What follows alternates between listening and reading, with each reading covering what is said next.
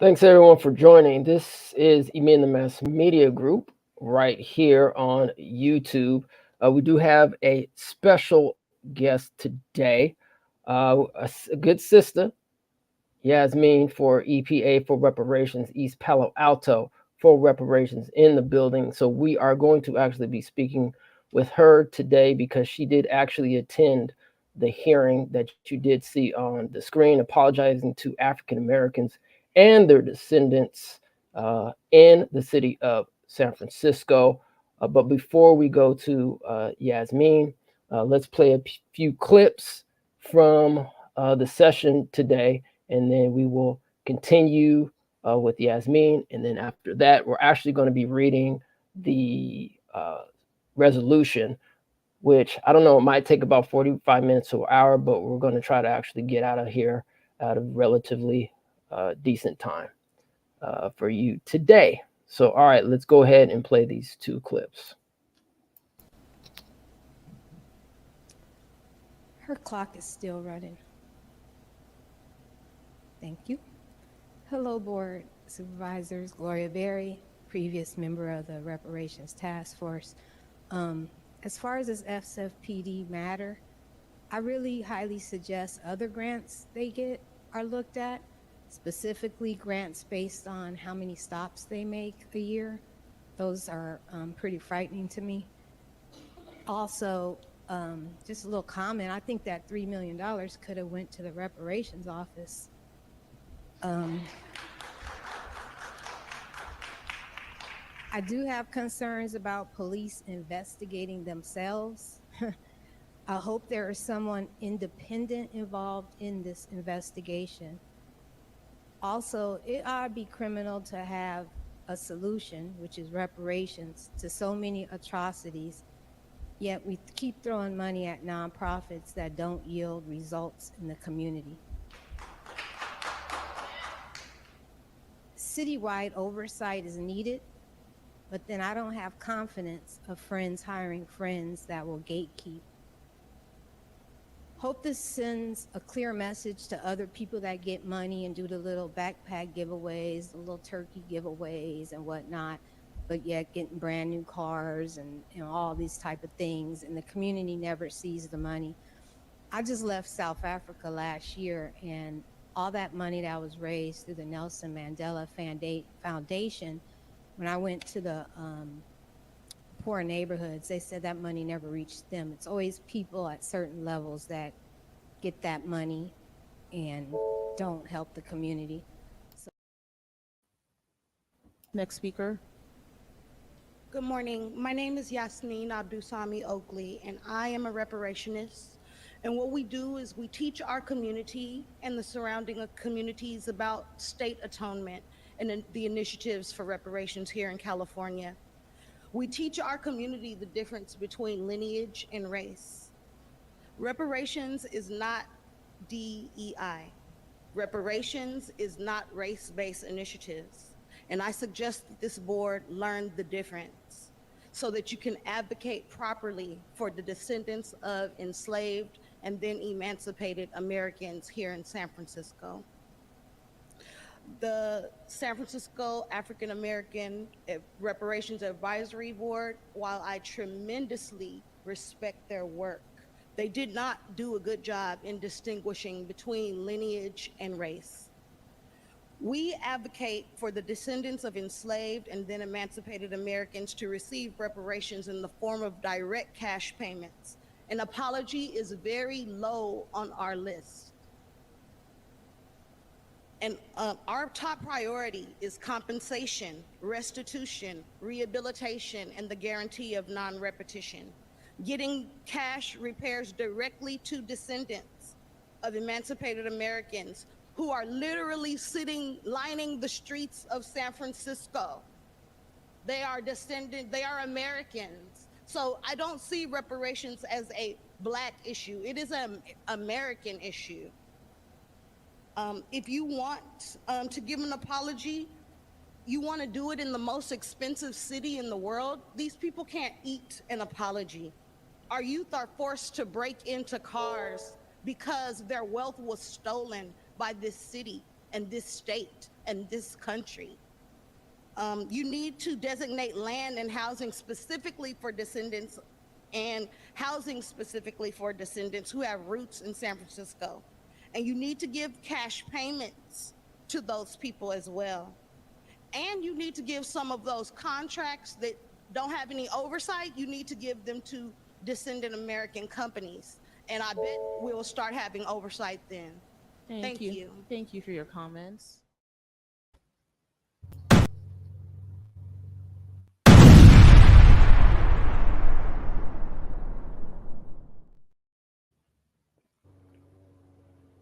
That was straight fire. That was absolute fire. So, without further ado, we'd like to bring to the stage Yasmin herself. I don't know if Yasmin, if you can please take your microphone off mute. Good, good. My son says good evening, everyone. How is everyone doing? We can hear Hey, you. Sis. baby. All right. So Yasmin,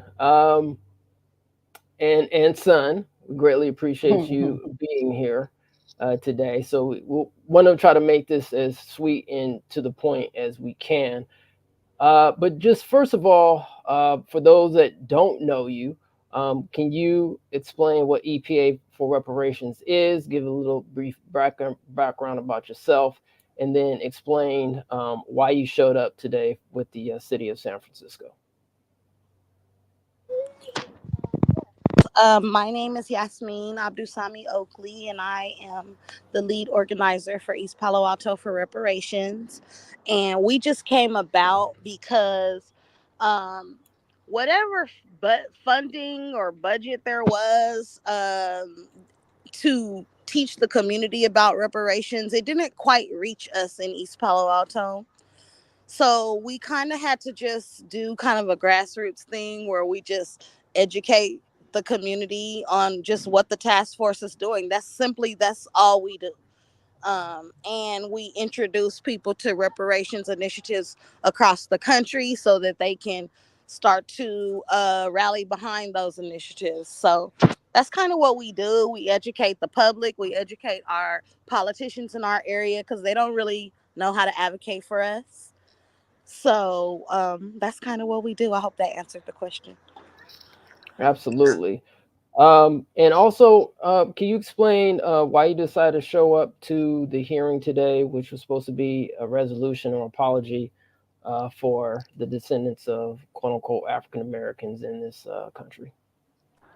Yes, well, I just had a little window of time because my son was in school. And I just wanted to as I have been watching the San Francisco Reparations Advisory Committee, I just noticed that their language is very loose when it comes to the repair of descendants of enslaved people that have roots in San Francisco. They are not very specific. And this has kind of been my pet peeve with them this whole time. Even though I commend them for the work that they're doing, because this work has never been done before.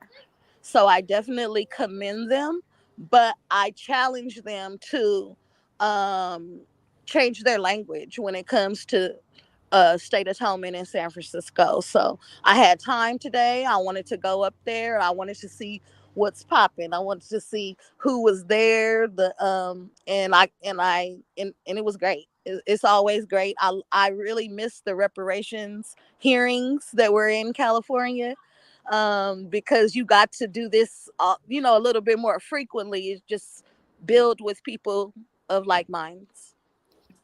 Yeah, it looked like was it a packed house? We really didn't see the audience from our vantage point. No, it was not a packed house, but the people who were there were significant.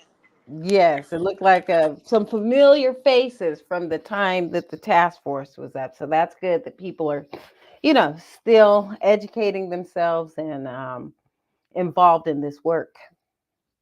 Yes, ma'am. It's amazing. So I know, Yasmin, we briefly talked about, so they had a couple of items on the hearing. and obviously one of them was this resolution. Now, the one before that was dealing with the organization that actually I'm not too familiar with. It's called SAFE. Can you kind of explain? I know there was a brother who was complaining that he felt like that item number three, and for those who want to watch the actual hearing, we actually live streamed it earlier today, so you can go back to our channel and watch it. But there was a brother who came out and was like, "Yo, what's going on?" It seemed like there was, this is taking, a lot of time. Can you kind of explain kind of like the situation, what happened with him, and kind of give us your feedback in terms of why that was taking so long and why they couldn't get to, the item that I think everybody was really there for? Yes. Well, I did not get there on time. So I was not really able to hear everything in the conversation. But what I could gather was that the city owes money to people through these contractors, and there's no oversight for this. I think that it could have been discussed at another time. It did not have to take away from our time to speak about this apology. We needed all the time we could get. It did not have to happen during Black History Month. They've been waiting to get paid. I guess they could wait till we have our month to, discuss. So I think that, and the brother was very upset, and I don't blame him.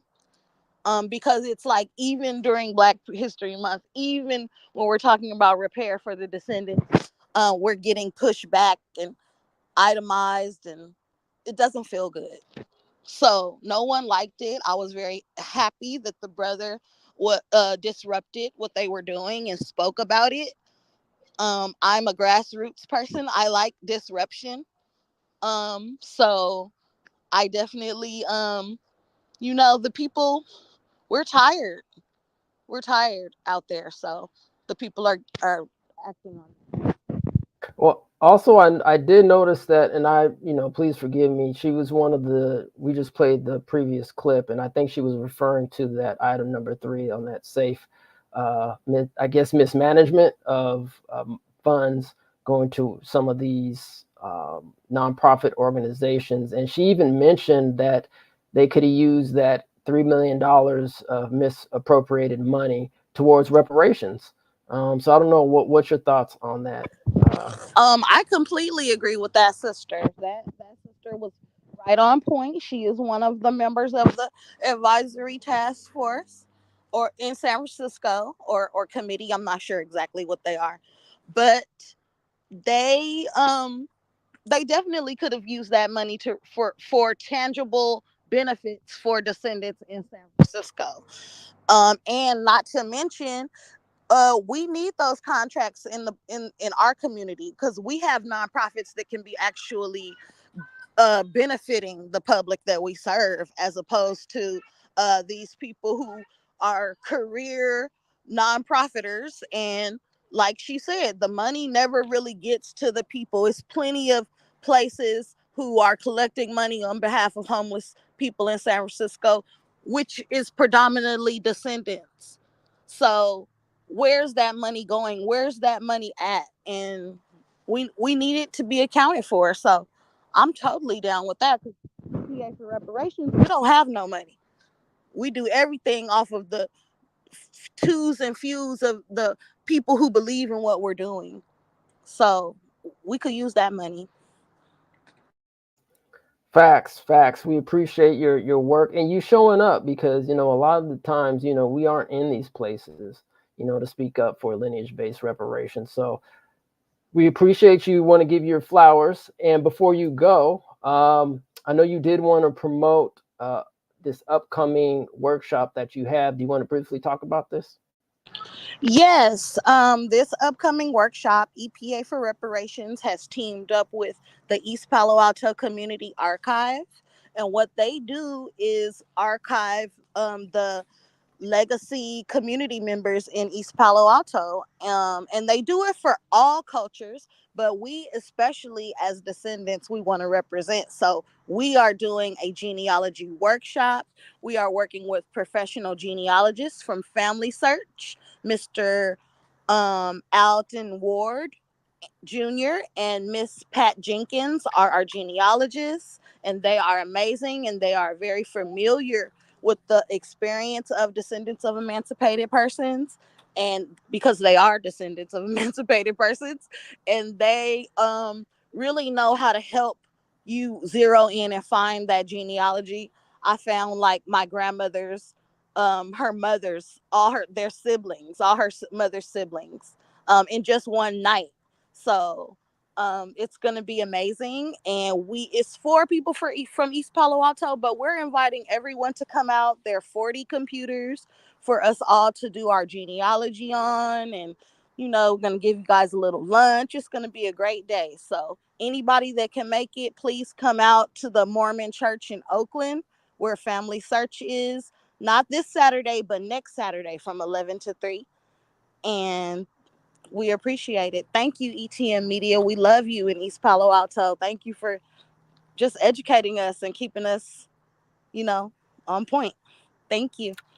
Appreciate you. And that email in the flyer says reparationsforepa@gmail.com. Can people contact you there as well? Yes, please use that email. We're going to be getting a website soon, so it's you'll be able to contact us in other ways. But for right now, reparations for EPA. And I did that email when I really didn't understand about reparations. So we changed the name to EPA for reparations because we want everybody to be for reparations in EPA, even though it benefits just the descendants. But it really benefits the whole community. So Right. And you said that in your testimony today that, it's, this is good for the community, good for America to get reparations payments underway. And apology, I guess, is the first start that we're going to keep pushing for our full repair. And I did put the EPA for reparations Instagram handle in the chat for anybody. Go follow them. They'll be promoting this event. And that's another way to connect with that organization. Thank you, Kim. Yes, we want them. I say do the apology last. I say don't even do it first. Like, really give the people something that they could use. Give them money. Right, like someone said like someone said in the chat earlier, I don't accept apologies, but I accept checks. Hello, I'm gonna start saying that. Steal it. Okay. Thank you, family. Y'all have a blessed night, and anytime I could be of service, please let me know. All right, we'll have a great event coming up. Genealogy, that's where we got to start. Thank you. All right, Yasmin, take care of yourself. Peace. Okay, and shout out to East Palo Alto. Word up. In the building. All right, so that was Yasmin, who was a participant and had her public comment. Wow, I mean, that takes a lot of guts and energy and time that she's taking out of her day, to show up, in these particular events. And that's the thing that people don't understand, right? Is that like most of us are working people, 8 to 5ers, and actually taking out our time to go to these particular type events. And then to have, and I do recommend people watching, if you haven't seen the video that we did live stream, like literally, I don't know, Kim, what was that, like an hour and 15 minutes, the previous item? Yeah, it was dragging on. It was dragging on. But I noticed once that the gentleman got up and, told him, hey, what about the agenda item we're here for? They started talking a little bit faster.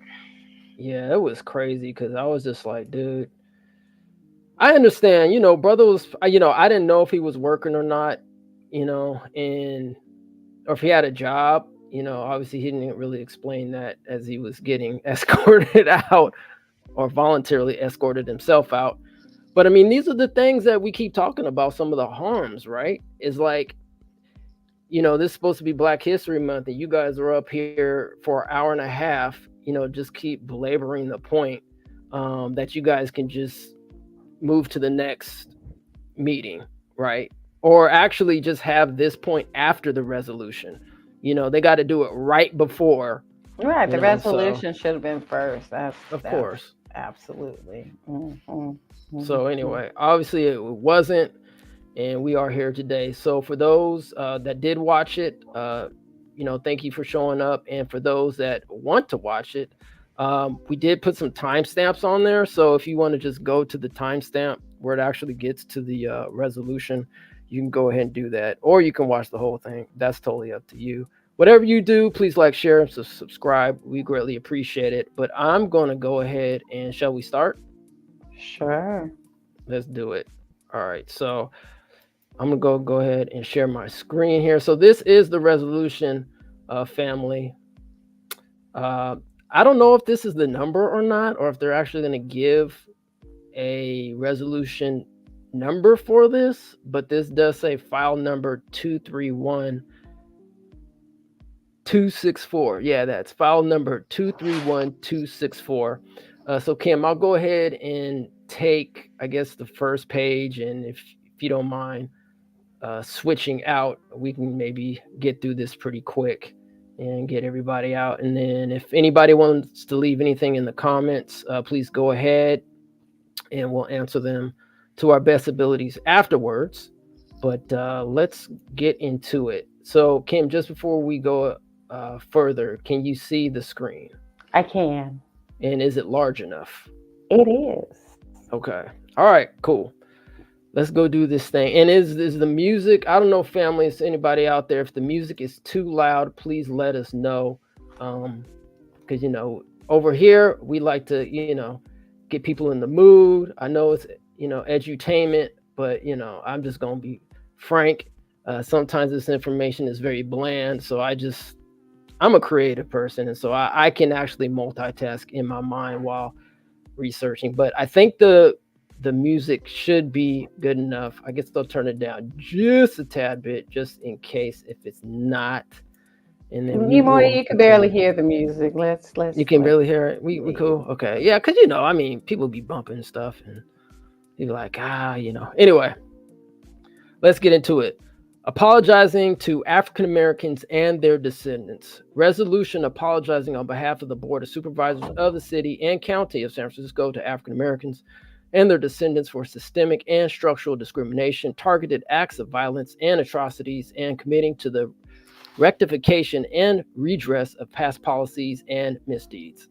Whereas San Francisco has a long history of creating and or enforcing laws, policies, and institutions that have perpetrated racial inequity in our city, much of which is difficult to document due to historical erasure. And whereas since the forced enslavement of people of African descent, there has been both resistance to the institution of chattel slavery and demands of redress thereof.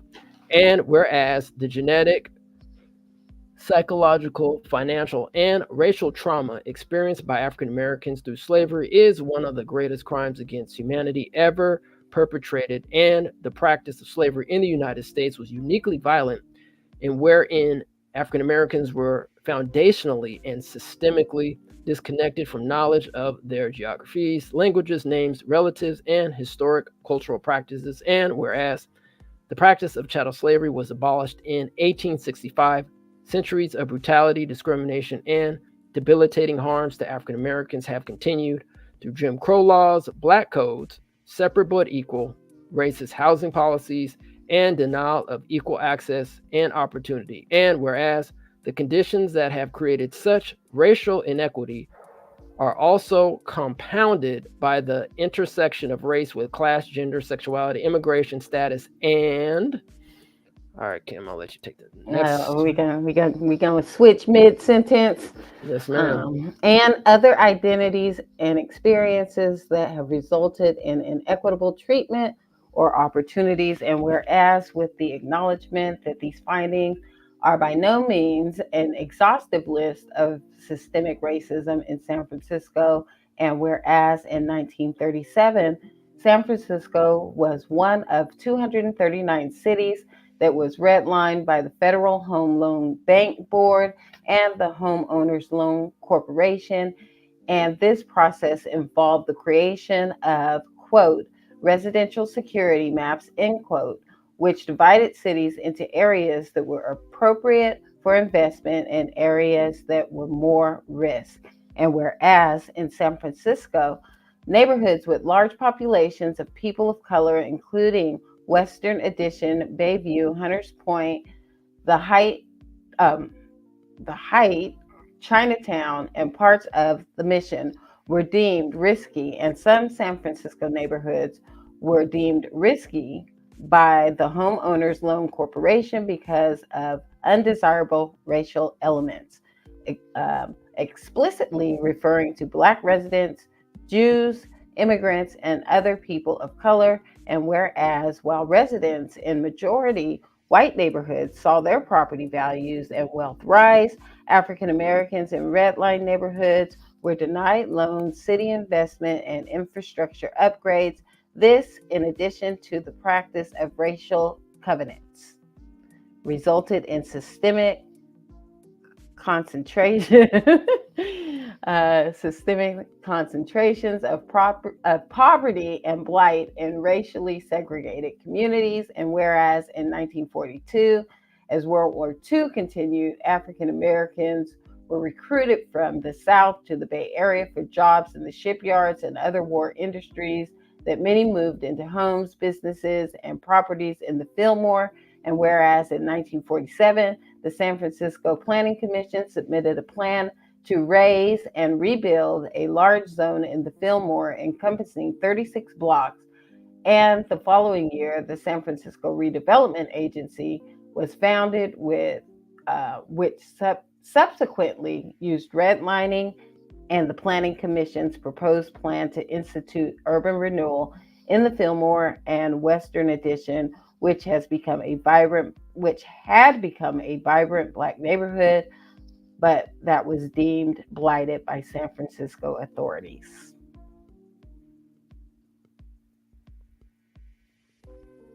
You want me to continue? All right. I guess I'll go ahead and take it for the third page. As always, well done. All right. Deemed blighted by San Francisco authorities, and whereas over the next 20 years, in the name of, quote, slum clearance, end quote, many homes were raised, businesses destroyed, and more than 10,000 Black residents were displaced because of the policy. And just quick interjection here. If people have not seen the reparations documentary, I highly suggest you look at that documentary, because we actually go into an incident that happened in 1942 with some Black military. So please go watch the documentary as we go into that. All right, let's continue. Whereas over the next 20 years in the same slum, all right, Black residents displaced. Okay.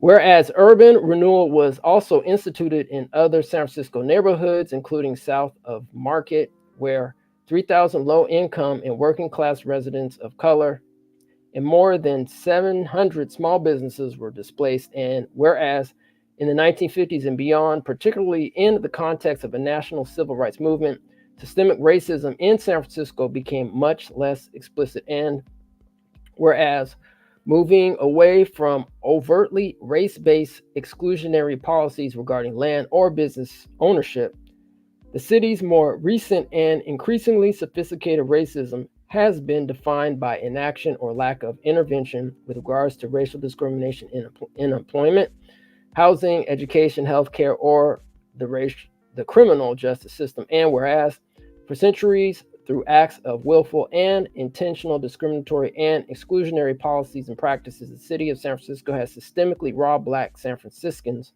of opportunity to build generational wealth. And whereas due to the city's actions, Black San Franciscans have experienced a lack of access to affordable housing, quality education, living wage jobs, entrepreneurship opportunities in thriving neighborhoods, and whereas, according to a study by the Brookings Institution in 2015, San Francisco had the 9th highest general employment rate in the country at 79%, but it was one of the cities with the highest employment disparity for Black people at 53% in the country.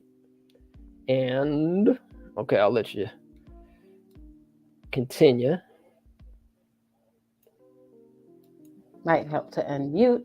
Whereas, according to a study on life expectancy by the San Francisco Health Improvement Project, SFHIP, the life expectancy at birth in San Francisco from 2015 to 2017 was 72.1 for Black San Franciscos, and the 2019 San Francisco Community Health Needs Assessment found that racial health inequities and poverty were foundation issues that affect the health of San Franciscans, including nutrition, stress, heart disease, and more. And whereas in San Francisco, Black women are twice as likely as white women to give birth prematurely and have the highest rates of prenatal morbidity. And SFHIP also found that between 2007 and 2016, Black mothers had about 4% of births in San Francisco, but experienced 50% of maternal deaths and 15% of infant deaths.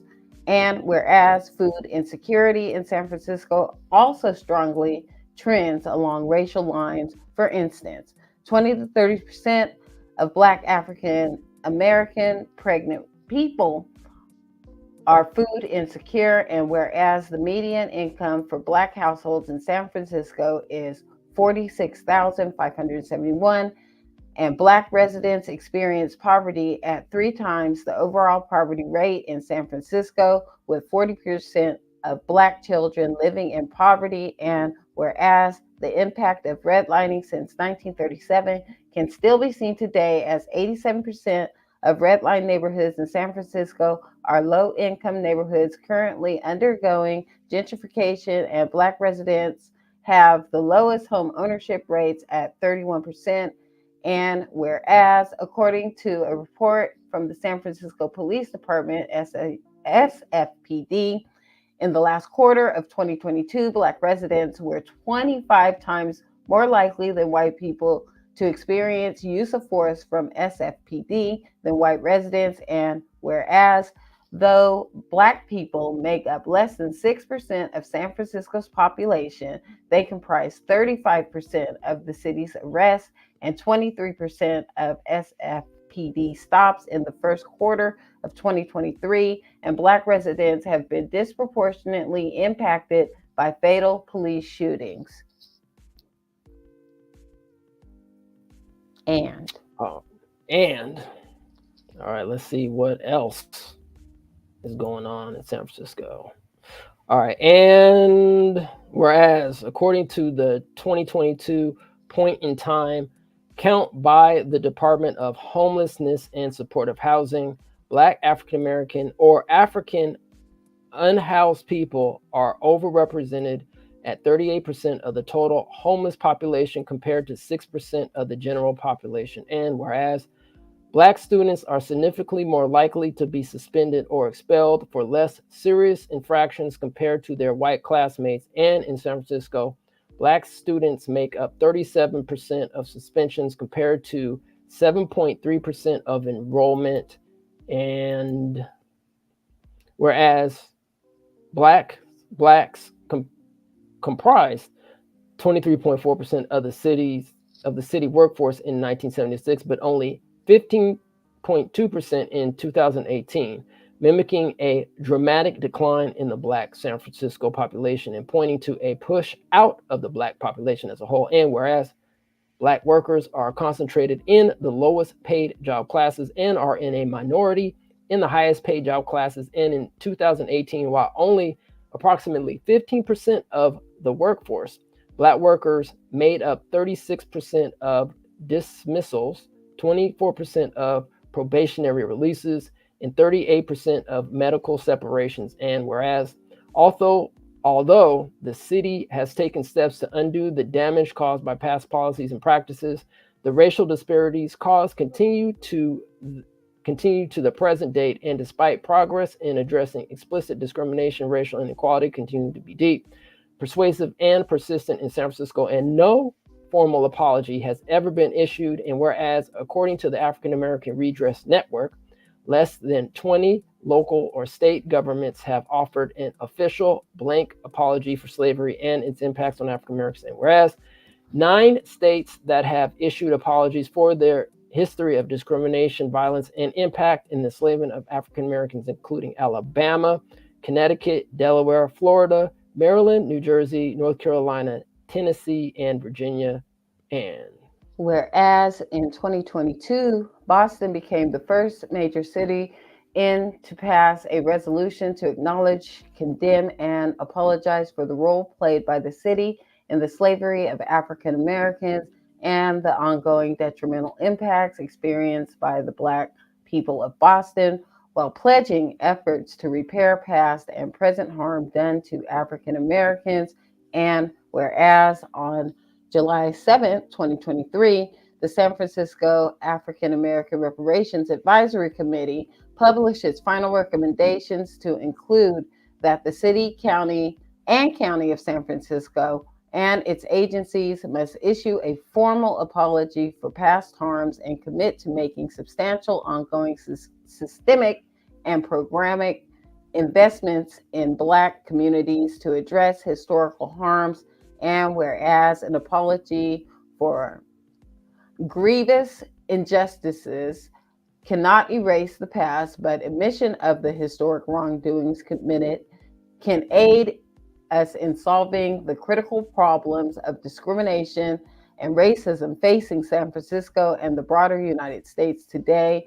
Now, therefore, be it resolved that the San Francisco Board of Supervisors acknowledges acts of fundamental injustice, terror, cruelty, and brutality committed against Black San Francisco community, and be it further resolved that the San Francisco Board of Supervisors acknowledges the depth of harm experienced by generations of Black San Franciscans and the debilitating impacts this has had, and be it further resolved on behalf of the city of and county of San Francisco, the San Francisco Board of Supervisors offers its deepest apologies to all African Americans and their descendants who came to San Francisco and were victims of systemic and structural discrimination, institutionalized racism, targeted acts of violence and atrocities, and be it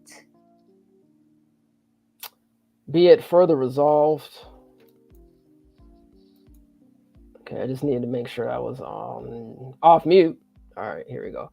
And be it further resolved on behalf of the city and county of San Francisco, the San Francisco Board of Supervisors further apologize to all African Americans and their descendants who came to San Francisco on the historic failure to adequately improve the social determinants of health for Black San Franciscans due to structural racism, which has had lasting and generational impacts to the mental, physical, and environmental well-being for Black residents. And be it further resolved that the city and county of San Francisco commit to non-repetition of the policies and practices which cause these harms, commit to the restoration for the ways that racism has caused insult to Black humanity and manifested in both visible and invisible trauma through the means of compensation, restoration, and rehabilitation, and commit to making substantial ongoing systemic and programmatic investments in Black communities to address historical and present harms. Compensation, restoration, and rehabilitation. All right, so that is the resolution that was presented today. Obviously, it wasn't read out loud, but yep, that's it. So what do you think? It's an apology, I suppose. I mean, Restitution was in there, so that's a good thing. But it seems like they're leaning a lot on programmatic, um, solutions. So we'll Yeah. see. Yeah, I mean, as what was stated in the hearing today is apology is one thing, but actually action behind that apology is another. So, Exactly. uh, Without any action, it's just pretty empty. But this is a start. Um, all right. I'd like to know what the next steps in this resolution are. Like you said, it wasn't read. Maybe they'll have a formal reading at some point. yeah, possibly. And I think as Yasmin was talking about, I think one of the things that wasn't overly expressed or expressed at all in this document that we read was lineage based reparations, right? It's kind of vague. So hopefully any policies that San Francisco in the future does have, they really need to make it based on lineage base, because as we know, within the state of California with um, what was it, Proposition 209, Mm. and the affirmative action clause in there is unconstitutional. So San Francisco has a lot of work to do, just as Sacramento does, just as much as Los Angeles, um, whole California state, and every other state in here in America, and especially on the federal level. Um, so we'll see.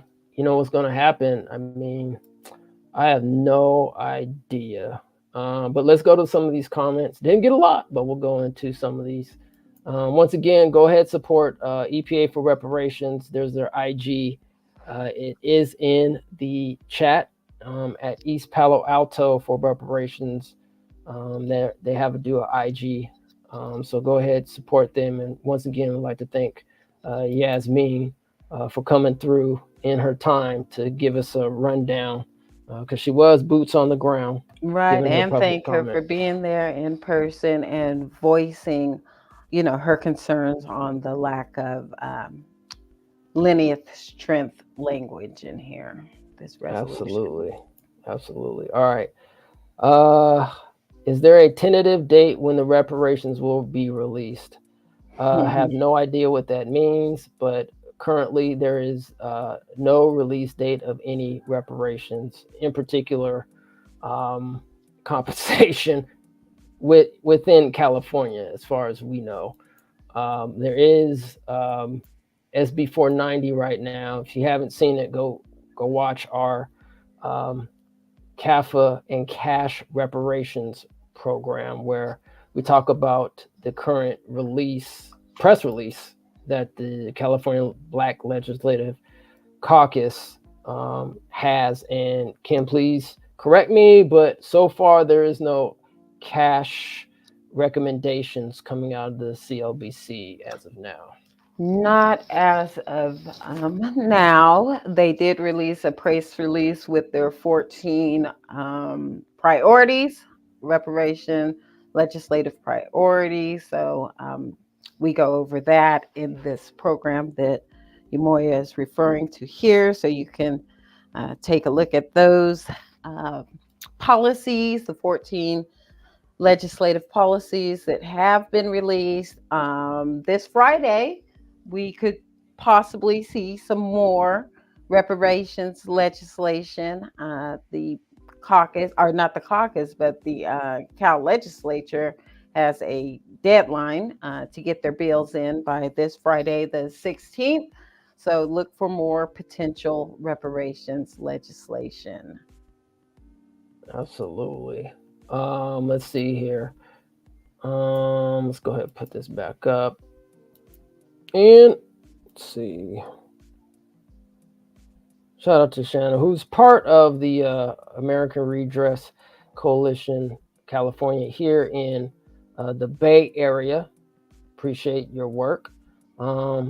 Says, did they mention the harms caused by the radiation leaked for years at the old Navy Yard, or the chemicals from the Candlestick Stadium Park property?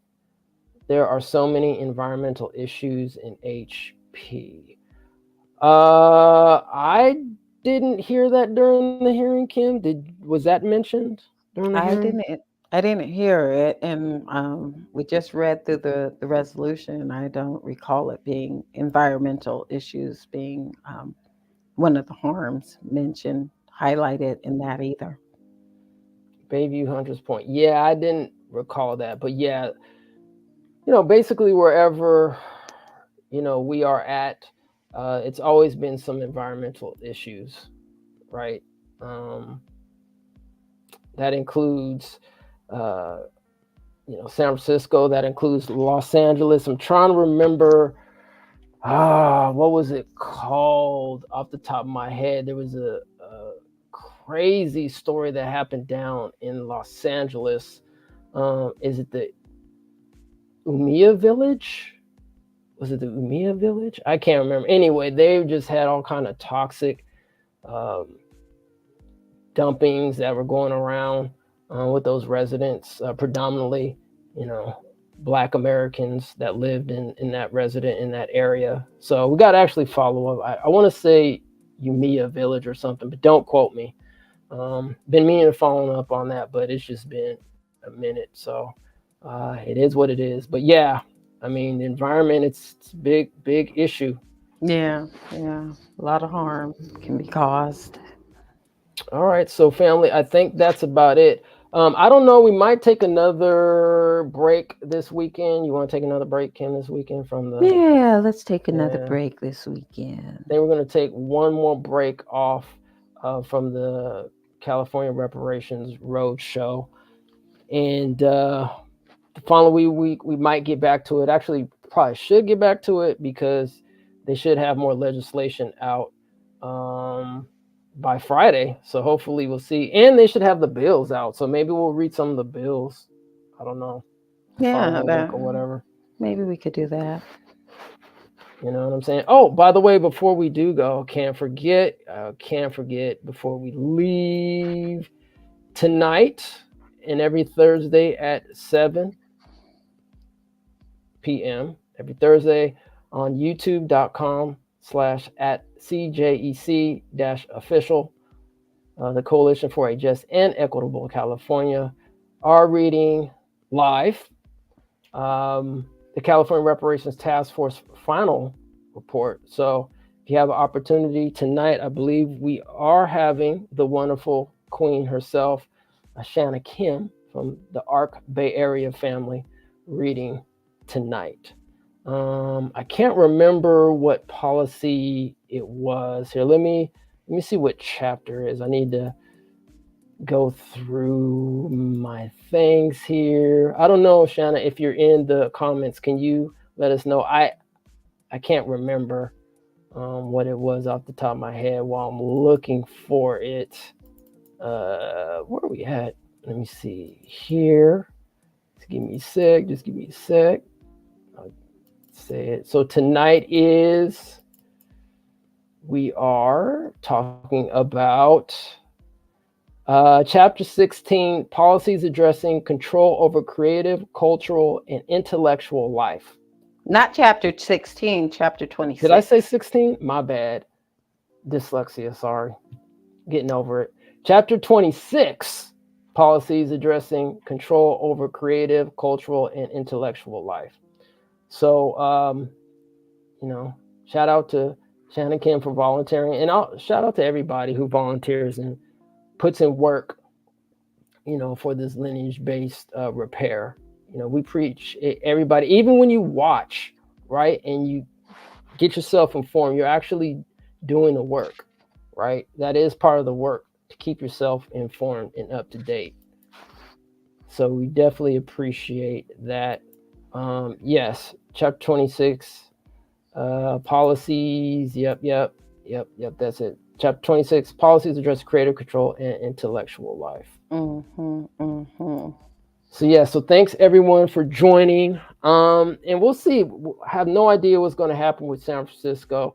And, I'm speaking from my personal point of view. So this isn't based on ETM or CJEC or anything. I'm not saying this on behalf of anybody. I'm saying this on behalf of Umoja. We really need to get this California Freedmen Affairs Agency going. Like, it is so imperative that we get SB 490 passed because we need infrastructure. Nature, even itself, chaotic at times maybe, but nature in itself has infrastructure, right? Most governments have infrastructure. Most business, when you have to set up a business, you have some type of infrastructure, right? So we know who's going to get paid, how we're going to get paid, accountability. And a great example of today, I mean, go back to the hearing today. I mean, you just saw all kind of issues with accountability, right? And there's no difference in this case with reparations, right? We need some type of agency, and in particular, one that will be represented and hopefully, most likely, led by and ran by people, of the freedmen descent, of that lineage, right? Because that's what we need. We need accountability, So that's it. Yes, indeed. So that's it. So tonight, definitely check out the read at 7:00. We're going to take this weekend off, but hopefully we will be back, which will be what is that? That's not the 18th, but the 25th of February. And if you have a chance, please check out our Black History Month icons, our shorts. We have them going up. We're here on YouTube, IG, where else, Kim? TikTok. And Twitter. Are we posting on Twitter too? Yeah. Now known as X. So it's all on social medias. Please like, share, and subscribe. All those. Shout out to our good friend Darlene for also Cromedy for putting in the work. She actually helped us out as well by producing some of that content. So whatever you can do to support, we would greatly appreciate that. So it is on top of the hour at 5:00. So we're going to let everybody have a wonderful evening. And go by and hit the CJEC. Go by CJEC. Don't forget, go by CJEC YouTube, subscribe, and hit the bell for notifications so you can tune in to tonight's 7 p.m. reading of the final report, the California Reparations Task Force final report. Absolutely. Well, on that note, everyone, be safe, be blessed. Peace and reparations. SB 490, introduced by Senator Stephen Bradford, is the first legislation that will create the California American Freedmen Affairs Agency. The CAFA agency is a recommendation from the California Reparations Task Force final report. Possible offices within the agency could include genealogy, strategic communications, data research collection, as well as general counsel with social services and family affairs. Tell your representative to support the upcoming 2024 reparations legislation. Find them at findyourrep.legislature.ca.gov.